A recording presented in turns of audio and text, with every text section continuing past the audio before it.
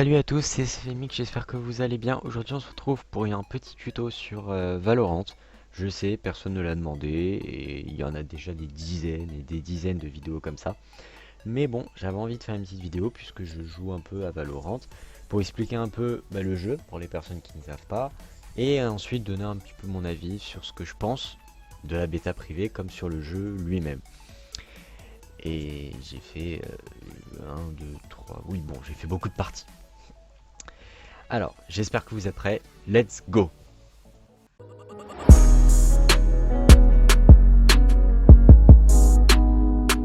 Alors, Valorant, c'est un jeu édité par fait et édité par Riot Games. Les mêmes qui ont fait League of Legends, mais bon, ça, il n'y a pas à dire. Ça promet du haut niveau, c'est un jeu compétitif et aussi un bon jeu, on l'espère. Euh, je vais expliquer un peu le principe du jeu. Le principe est simple. À la même manière que CSGO. Alors, vous étonnez pas si je vais faire beaucoup de comparaisons à CSGO comme tous les autres youtubeurs l'ont fait. Mais en fait, le jeu en tant que tel est très similaire à CSGO. Donc, de la même manière que sur CSGO, on a deux équipes, les attaquants et les défenseurs. Chaque équipe est postée de part et d'autre de la map. On a les attaquants qui eux ont un spike qui est en fait une bombe qu'ils doivent poser sur un site parmi les choix qu'il y a dans la map. Parfois il peut y avoir deux sites, A et B, parfois il y en a trois, ça dépend de la map. À chaque début de manche, on a la phase d'achat pour acheter des armes euh, avec l'argent qu'on gagne sur les parties et aussi le temps que les défenseurs se placent pour contrer les attaquants. Jusque là, rien de très compliqué. À chaque début de jeu, déjà on va partir.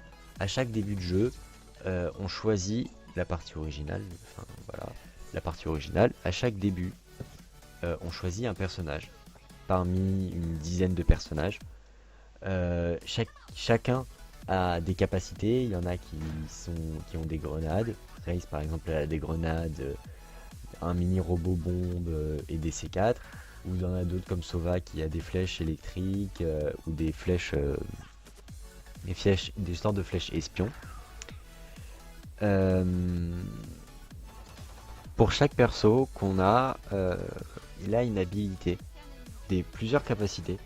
Et parmi toutes ces capacités, il y en a une qui est disponible dès le début, c'est-à-dire qu'il n'a pas besoin d'acheter quoi que ce soit. Pour les deux autres, justement, faut les acheter. À chaque début de manche, faut les acheter. Et la dernière capacité qu'il a, c'est ce qu'on appelle un ulti. L'ulti qui est obtenu soit en ramassant des orbes d'ultimate sur la map, ou alors en faisant des kills, en posant le spike, en faisant plein de choses comme ça. Concernant chacune des habilités des personnages, j'en parlerai dans une autre vidéo. Donc pour cette vidéo, pour le moment, c'est juste le jeu et mon avis, mais après je ferai d'autres vidéos sur Valorant pour tous les personnages, comment les jouer, quelles armes jouer, enfin voilà.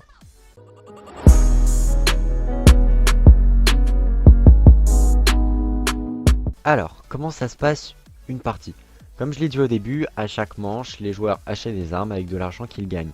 Soit en gagnant des manches, soit en faisant des kills, soit en posant le spike, enfin, de la même manière que pour les ultis, ça marche aussi pour l'argent.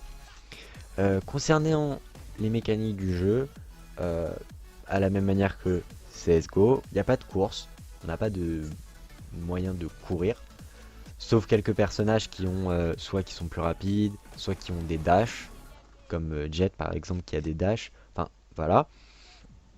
Donc on peut soit marcher, soit sneak, c'est-à-dire marcher lentement sans faire de bruit, puisque du coup la notion de bruit de pas et la notion de sneak et la notion de s'arrêter pour être précis, c'est les mêmes que sur CSGO.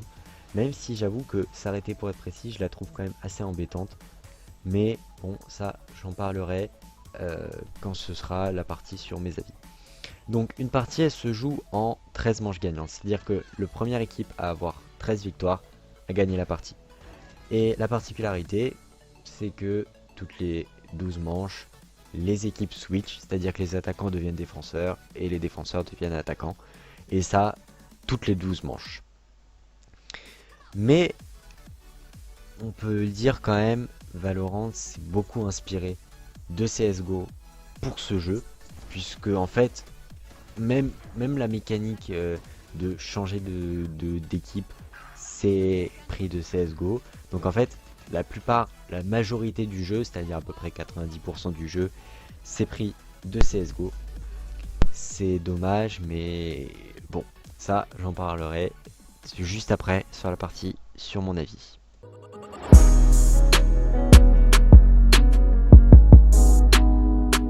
Alors là, on arrive sur la partie de mon avis. C'est une partie qui va être purement subjective. Pas, je demande pas, enfin, je présente juste mon point de vue tiré de mon expérience quand j'ai essayé la bêta privée comme le jeu lui-même. Pas de haine dans les commentaires, juste voilà, je vous présente un peu mon point de vue sur ce jeu. Je vais vous présenter les bons aspects comme les mauvais aspects. Euh, j'ai pu voir dans ce jeu plusieurs bons aspects. Déjà, la communauté n'est pas très toxique. Comparé aux jeux comme comparé à CSGO, ou comparé à League of Legends, comparé à d'autres jeux, là, la communauté est franchement pas mal. Il y a quelques trolls de temps en temps, mais globalement, c'est une communauté qui s'insulte pas. Ça joue en teamplay, genre les parties que j'ai faites en général ça se passait bien, même si je perdais, ça se passait bien. Euh, voilà, quand j'ai déjà le niveau graphisme, le jeu, honnêtement, je le trouve un peu cartoonesque, mais en vrai, il a fallu quand même s'habituer, il a fallu mettre une petite touche d'originalité. Honnêtement, les graphismes, je les trouve pas mal, ils sont pas mal, mais ils sont un peu bâclés. Je parle en toute subjectivité. Les graphismes ont été un peu bâclés. Il y a rien que pour voir les traces de balles, les traces de coups de couteau, c'est que les traces de coups de couteau qui est censé être juste un point sur le truc, c'est un trait, et ça, peu importe là où vous le faites, ça va être toujours un trait droit. Enfin, ça, je chipote, hein, c'est nul, mais bon, c'est des petits trucs qu'il faudrait quand même améliorer. Mais honnêtement, genre, les graphismes sont bien. Le jeu n'est pas très gourmand en termes de puissance. Genre honnêtement, un PC pas ouf pourrait tourner avec.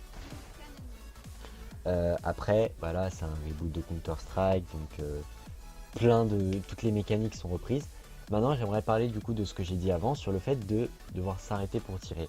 Je trouve quand même que le fait de s'arrêter pour tirer, sinon les balles partent dans tous les sens, je trouve quand même que c'est assez mauvais comme façon de jouer, puisque en fait, déjà que le jeu est de base assez lent, là, d'être obligé de s'arrêter, d'être obligé de bouger très lentement pour pouvoir mettre ses balles, je trouve ça très embêtant, surtout que ça j'en reviendrai après, mais le niveau du matchmaking c'est très embêtant, et tomber sur des joueurs qui jouent très bien les placements, les mouvements et tout ça, c'est très frustrant.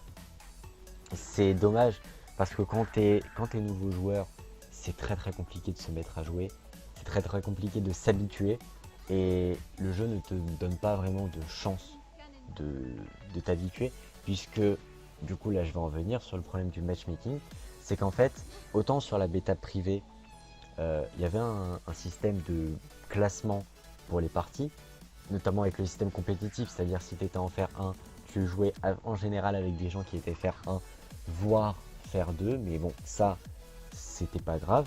Mais le jeu, là, sorti, il n'y a pas de mode compétitif, et le matchmaking est ridicule parce qu'il n'y a pas de tu joues avec des gens en fonction de ton niveau, c'est tu joues avec des gens en fonction de la partie, des gens qui se connectent. Du coup, ce qui veut dire que tu peux tomber sur des merdes, des mecs qui viennent de débuter, ou alors des mecs qui sont ultra forts, qui tryhardent le jeu, qui sont vraiment très forts et qui maîtrisent toutes les mécaniques à fond. Et malheureusement, quand tu débutes sur le jeu, tu te lasses très vite parce que enchaîner défaite sur défaite sur défaite sur défaite, au bout d'un moment, tu commences à avoir une tête énorme parce que tu passes ton temps à te faire tuer. T'as- Tu arrives, même pas à 30 secondes tu joues, tu te fais tuer.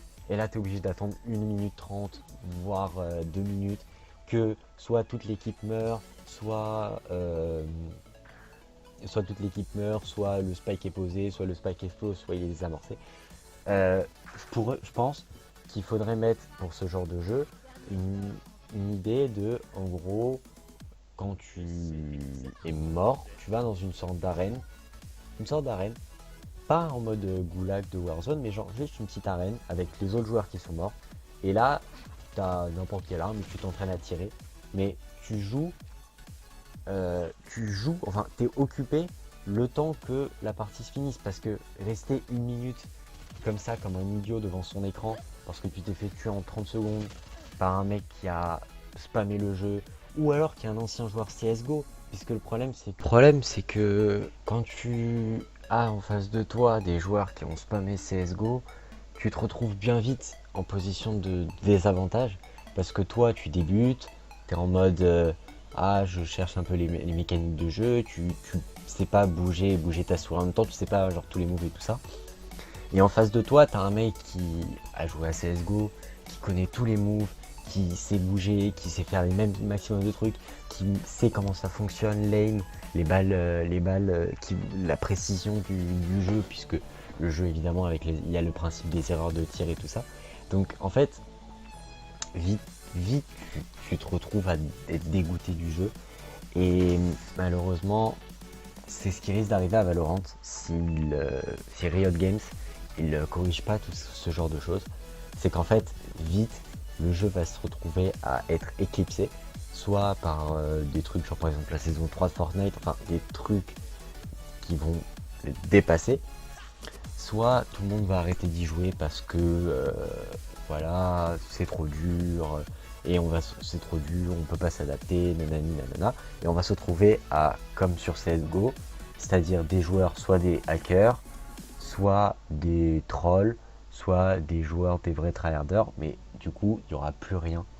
C'est dommage parce que je pense que Valorant a quand même un très bon avenir pour la scène e-sport. C'est quand même, franchement, moi je pense que ça pourrait être un très bon tremplin, un, un peu comme un succédeur, enfin un héritage de CSGO sur Valorant, surtout que Valorant, malgré tout ce qu'on peut lui reprocher, c'est quand même un très bon jeu.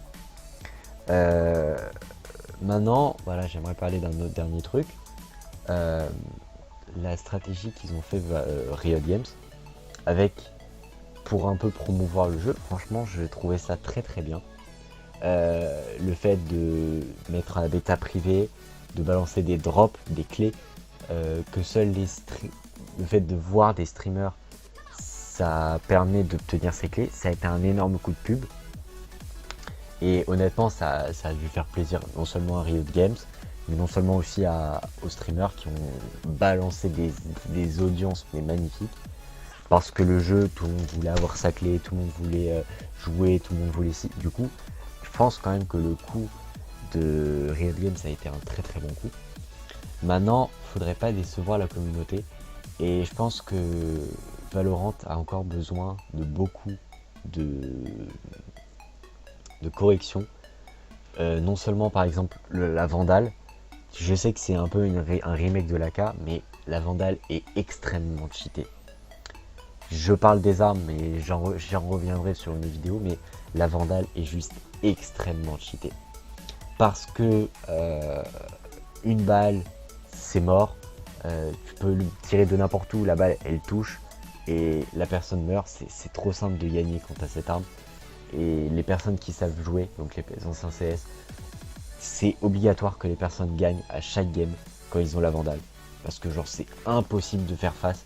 Quand t'as toi un Stinger ou les autres armes, c'est impossible de faire face à ça. Du coup je pense que pour les équilibrages de map et pour ce genre de choses, je pense que Valorant doit absolument faire un effort. Pour les maps qui sont par exemple trop désavantageuses pour une équipe ou pour une autre, Il y a certaines maps où c'est comme ça, et je pense qu'il faut absolument faire un grand effort pour corriger ce genre de problème. Euh, voilà. J'espère que cette vidéo vous aura plu. N'hésitez pas à vous abonner, à mettre un petit like, et salut à tous.